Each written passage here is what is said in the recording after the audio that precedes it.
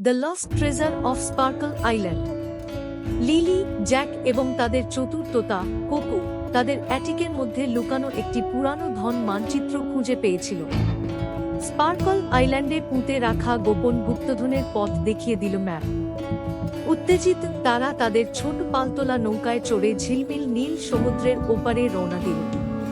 যখন তারা দ্বীপের কাছাকাছি এসেছিল, একটি ঝড় ঢুকে গেল।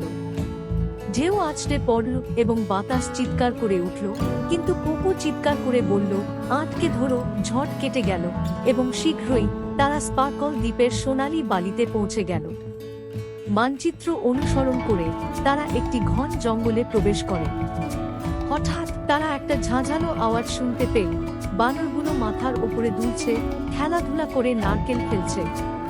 বাচ্চারা হেসে উঠল এবং উড়ন্ত ফলটিকে এড়িয়ে গেল।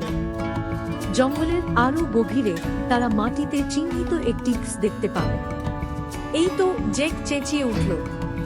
তারা খনন ও খনন করেছে যতক্ষণ না ক্লাঙ্ক তাদের বেলচা কাঠের বুকে আঘাত করেছিল।